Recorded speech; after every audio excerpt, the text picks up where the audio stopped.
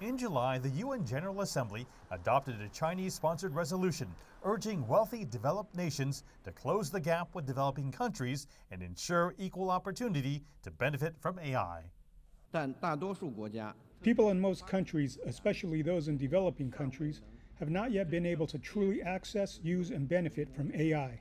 It's the shared expectation of UN membership to enhance international cooperation on AI capacity building, develop and utilize AI on an equal footing.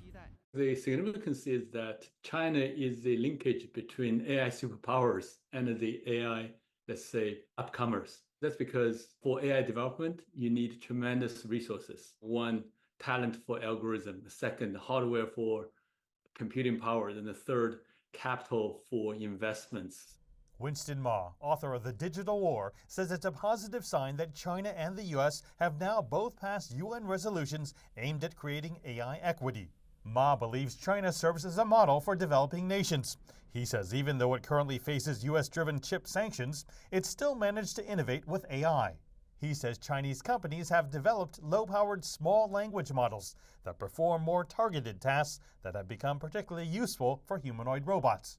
So this new trend is, small is the new big, is emerging in China, and it can be a very useful direction for emerging markets when they try to adopt AI to leapfrog in their digital transformation, even when they only have limited resources. The resolution also expresses concern that many developing nations lack the digital infrastructure connectivity, knowledge, skills, and education. It calls for both public and private investment to help bridge the AI divide. From learning at school all the way to building a company, all the way to deciding what job to apply to or what jobs will be available on the market to begin with, AI will impact all of that. So literacy, technology literacy, AI literacy is going to become, I believe, a basic human right.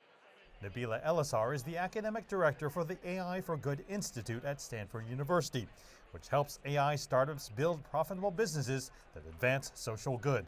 She believes even though this latest UN resolution is non-binding, it will still have a positive impact.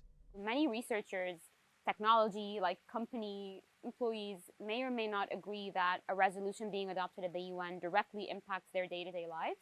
I believe it does. It doesn't mean that the laws of all of these countries will change tomorrow to reflect what's in the resolution, but it definitely shows an indication or a trend of where the entire world is heading.